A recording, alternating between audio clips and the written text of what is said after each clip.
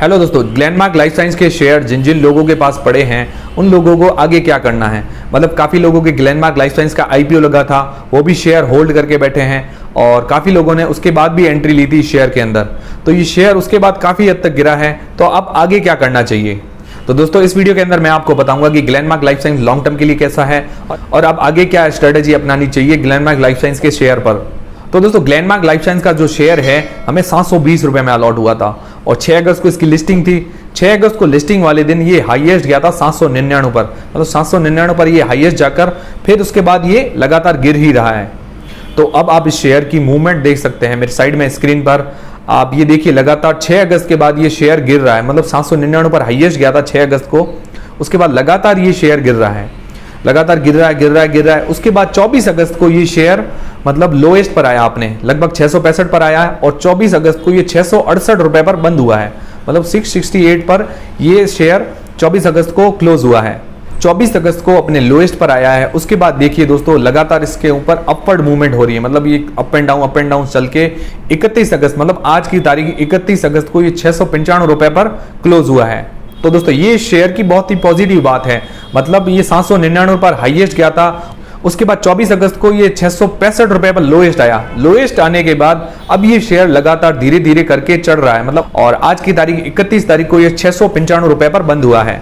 तो ये इस शेयर के लिए बहुत ही पॉजिटिव बात है और जो भी शेयर होल्ड करके बैठे हैं उनके लिए भी एक बहुत ही पॉजिटिव बात है और मुझे लगता है ये आने वाले टाइम में और भी अच्छा परफॉर्मेंस दिखाएगा। मतलब ये शेयर जो है आने वाले टाइम में और भी अच्छा परफॉर्मेंस दिखा सकता है और वो कैसे दिखाएगा मैं आपको बताता हूं। तो दोस्तों मैंने ग्लेनमार्क लाइफ साइंस के आईपीओ का जब रिव्यू किया था तब भी मैंने आपको कहा था कि ये कंपनी बहुत ही जबरदस्त है, मुझे इसका बिजनेस बहुत ही अच्छा लगा है और ये जो कंपनी मैन्युफैक्चर करती है मतलब एपीआईज मैन्युफैक्चर करती है। एपीआई मैंने आपको बताया था कि एक्टिव फार्मास्यूटिकल इंग्रेडिएंट होता है, मतलब कोई भी गोली होती है मतलब या कोई भी दवाई होती है, जैसे मान लो सिरदर्द की गोली भी ले लेते हैं तो उसके अंदर जो व्हाइट वगैरह पाउडर होता है वो पूरा हमारा सिरदर्द या बीमारी ठीक नहीं करता, उसके अंदर कुछ परसेंटेज हिस्सा होता है जो हमारी बीमारी को ठीक करता है, उसको बोलते हैं एक्टिव फार्मास्यूटिकल इंग्रेडिएंट। तो ये कंपनी एक्टिव फार्मास्यूटिकल इंग्रेडिएंट बनाती है। तो ये कंपनी काफी सारी बीमारियों के एपीआईज बनाती है। एपीआईज मतलब एक्टिव फार्मास्यूटिकल इंग्रेडिएंट, तो ये काफी सारी बीमारियों के एपीआईज बनाती है। उसके अलावा ये सप्लाई भी करती है दूसरी फार्मा कंपनीज को, अपने एपीआईज जो मैन्युफैक्चर करके दूसरी फार्मा कंपनियां हैं या जेनेरिक कंपनियां हैं जो जेनेरिक दवाइयां बनाती है उनको ये अपना एपीआई सप्लाई भी करती है। उसके अलावा फॉरेन के अंदर भी ये अपना एपीआई सप्लाई करती है और इसके अलावा एक और इसका बिजनेस है सीडीएमओ का, मतलब कॉन्ट्रैक्ट बेसिस पर ये दवाइयां मैन्युफैक्चर करके देती है दूसरी कंपनियों को, पर मेन इसका जो बिजनेस है एपीआईज का। अब दोस्तों एपीआई मैन्युफैक्चरिंग का बिजनेस फ्यूचर में बहुत ही जबरदस्त कैसे हो सकता है मैं आपको बताता हूं। तो दोस्तों अभी जो एपीआईज आते हैं इंडिया के अंदर, मतलब एपीआईज की जितनी भी खपत होती है इंडिया के अंदर उसमें से 60 से लेकर 70% तक चाइना से इंपोर्ट करते हैं, मतलब हम चाइना से मंगवाते हैं एपीआईज को। तो अब आने वाले टाइम में चाइना पर डिपेंडेंसी कम करना चाहता है इंडिया, तो इसके लिए 13,700 करोड़ रुपए का पैकेज जारी किया है एपीआई जो मैन्युफैक्चरर है उनके लिए। तो दोस्तों ये कंपनी भी एपीआई मैन्युफैक्चरिंग करती है, तो ये जो 13,700 करोड़ रुपए का पैकेज जारी किया है ये आने वाले टाइम में बहुत ही फायदा दे सकता है। उसके अलावा एपीआईज मैन्युफैक्चरिंग की जितनी भी कंपनियां हैं वो आने वाले टाइम में बहुत ही अच्छी ग्रोथ दिखा सकते हैं। ये आने वाले टाइम में चाइना पर बिल्कुल भी अपनी डिपेंडेंसी नहीं रखना चाहता है इंडिया, इसीलिए 13,700 करोड़ रुपए का पैकेज जारी किया है। तो जितनी भी एपीआई मैन्युफैक्चरिंग कंपनियां हैं उनको बहुत ही जबरदस्त फायदा होने वाला है आने वाले टाइम में। तो ये तो हुई इसकी फ्यूचर की बात और मैंने आपको ये भी बताया कि अभी शेयर मार्केट के अंदर इस शेयर की मूवमेंट जो है अपवर्ड डायरेक्शन में हो रही है। हो सकता है ये कुछ दिन अप एंड डाउन चले, पर फ्यूचर में इसकी ग्रोथ बहुत ही जबरदस्त है। अब दोस्तों मैंने आपको बता दिया कि शेयर मार्केट के अंदर इसकी मूवमेंट और इसका फ्यूचर कैसा रहेगा। अब दोस्तों मैं आपको बताता हूं ये कंपनी फाइनेंशियली और फंडामेंटली कैसी है, मतलब ये फाइनेंशियली अच्छा परफॉर्मेंस कर रही है या नहीं। तो दोस्तों बात करें इसके फाइनेंशियल की तो इसके साल दर साल एसेट्स, रेवेन्यू और प्रॉफिट साल दर साल बढ़ रहा है। इसके एसेट्स आप देख सकते हैं 2019 से लेकर 2021 तक साल दर साल बढ़ रहे हैं। आप इसका रेवेन्यू देख लीजिए, 2019 के अंदर था 886 करोड़ रुपए और जो 2020 के अंदर हो गया 1549 करोड़ रुपए और 2021 के अंदर इसका जो रेवेन्यू बढ़कर हो गया 1885 करोड़ रुपए, मतलब 2019 से लेकर 2021 तक लगभग 2.5 गुना इसका रेवेन्यू बढ़ा है।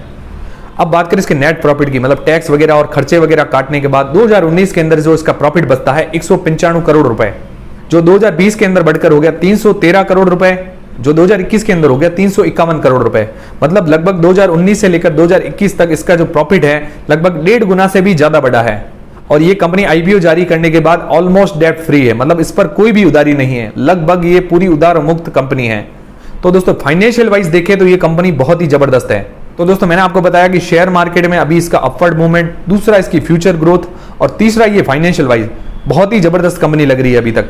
अब तीसरी बात, इसका मार्केट कैपिटलाइजेशन है 8,310 करोड़ रुपए का और अभी इसकी करंट प्राइस चल रही है 695 रुपए। 720 रुपए में हमें अलॉट हुआ था, 799 तक ये हाईएस्ट गया है और अभी जो इसकी करंट प्राइस चल रही है 31 अगस्त को लगभग 695 रुपए।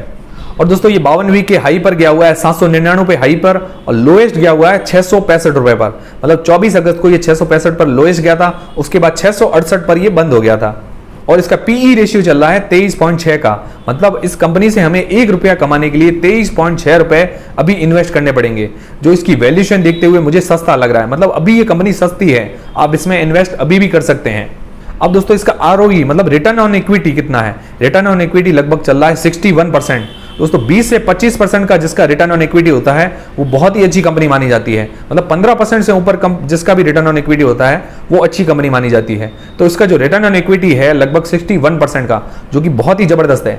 अब बात करें इसके आरओसी मतलब रिटर्न ऑन कैपिटल एम्प्लॉयड, वो है लगभग 96.9%। मतलब जितना भी इसने पैसा इन्वेस्ट किया हुआ है, जहां कहीं भी बिजनेस में इसने पैसा इन्वेस्ट किया हुआ है, उसका जो आरओसी है लगभग 96.9%, लगभग 96.9% इसका जो आरओसी ही चल रहा है, जो कि बहुत ही जबरदस्त है। और इसके कॉन्स की बात करें तो इसके अंदर एक कमी है, इसने अभी तक डिविडेंड नहीं दिया है। ये अभी ही शेयर मार्केट के अंदर लिस्ट हुई है, तो जैसे जैसे ये प्रॉफिट कमाएगी, जब इसके रिजल्ट आएंगे, मतलब इसके फाइनेंशियल रिजल्ट्स वगैरह आएंगे, जब ये प्रॉफिट कमाएगी, फाइनेंशियली बहुत ही अच्छा परफॉर्मेंस करेगी, तो मुझे उम्मीद है ये कंपनी डिविडेंड भी देगी। और बात करें पीयर कंपैरिजन की, मतलब जो इसकी जैसी और भी कंपनियां हैं उसके अकॉर्डिंग ये कैसा परफॉर्मेंस कर रही है, तो दोस्तों आप स्क्रीन पर इसके पीयर कंपीटिटर्स देख सकते हैं। पहला तो सन फार्मा है, डॉक्टर रेड्डीज है, ऑलकेम है। इन कंपनियों में से सबसे ज्यादा जिसका मार्केट कैप है वो है सन फार्मा का, 1,88,875 करोड़ रुपए का मार्केट कैप है और इसका जो पीई रेशियो चल रहा है 32.94 का। और बात करें आरओसी मतलब रिटर्न ऑन कैपिटल एम्प्लॉयड, तो ये ग्लेनमार्क लाइफ साइंस से सन फार्मा का कम चल रहा है। और बात करें डॉक्टर रेड्डीज जिसका मार्केट कैप है लगभग 77,000 करोड़ रुपए का, उसका पीई रेशियो चल रहा है 44.80 का, ये भी पीई रेशियो इससे ज्यादा है। और बात करें ऑलकेम की, तो ऑलकेम का मार्केट कैप है 46,651 करोड़ रुपए और इसका पीई रेशियो चल रहा है 28.60 का। और पीयर कंपैरिजन में सबसे छोटी जो कंपनी है मार्केट कैप के मामले में, ग्लेनमार्क लाइफ साइंस, उसका जो मार्केट कैप है लगभग 8,310 करोड़ रुपए और इसका पीई रेशियो लगभग चल रहा है 23.61 का। तो ये इन कंपनियों में से सबसे सस्ती कंपनी है और पीयर कंपैरिजन में इसका आरओसी ही सबसे ज्यादा है। तो दोस्तों पीयर कंपैरिजन के अंदर भी ये कंपनी अच्छा परफॉर्मेंस कर रही है और पीयर कंपीटिटर्स के हिसाब से देखें तो ये कभी शेयर जो है थोड़ा सस्ता चल रहा है। तो मैंने अभी आपको इसके पॉजिटिव पॉइंट बताए कि 24 अगस्त के बाद थोड़ी अच्छी ग्रोथ देखने को मिल रही है इस शेयर के अंदर। दूसरा इसका पॉजिटिव पॉइंट है, जो ये कंपनी मैन्युफैक्चर करती है एपीआईज, उसका फ्यूचर बहुत ही जबरदस्त है और गवर्नमेंट ने एपीआईज पर पैकेज भी जारी कर रखा है। और तीसरी इसकी पॉजिटिव पॉइंट है, ये फाइनेंशियली बहुत ही स्ट्रांग कंपनी है और अभी पूरी उधार मुक्त मतलब डेट फ्री कंपनी है। और चौथा इसका पॉजिटिव पॉइंट है, जो इसके पीयर कंपीटिटर्स है उसके हिसाब से भी ये अच्छा परफॉर्मेंस कर रही है। मतलब मार्केट कैप के अंदर ये सबसे छोटी कंपनी है अपने पीयर कंपीटिटर्स से, पर इसका जो पीई रेशियो है उस हिसाब से ये कंपनी अभी सस्ती है। उसके बाद इसका आरओसी ही सबसे ज्यादा है जो इसके पीयर कंपीटिटर्स हैं उनसे। तो दोस्तों ये कंपनी आने वाले टाइम में बहुत ही जबरदस्त साबित हो सकती है। मतलब कोई भी इन्वेस्टर जो अपने लॉन्ग टर्म के लिए अच्छा पोर्टफोलियो बिल्ड करना चाहते हैं तो इस शेयर को पिक कर सकते हैं। और जिन लोगों के पास अभी तक आईपीओ से लेकर अभी तक होल्डिंग है वो भी लॉन्ग टर्म के लिए इसको होल्ड कर सकते हैं। तो दोस्तों मैं आने वाले टाइम में ऐसे जितने भी अभी आईपीओस लगे हैं जिनकी वैल्यू अभी तक कम चल रही है तो उनके ऊपर मैं वीडियोस बनाता रहूंगा। तब तक आप हमारे चैनल से जुड़े रहें और दोस्तों हमारे टेलीग्राम चैनल को भी आप ज्वाइन कर सकते हैं अगर आपको नोटिफिकेशन नहीं मिलता है तो दोस्तों हमारा वीडियो अगर आपको पसंद आया तो वीडियो को लाइक जरूर करें और दोस्तों चैनल को सब्सक्राइब कर लें और बेल आइकन पर दबा दें अगर आपको नोटिफिकेशन नहीं मिलता है तो। मिलते हैं दोस्तों नेक्स्ट वीडियोस के अंदर।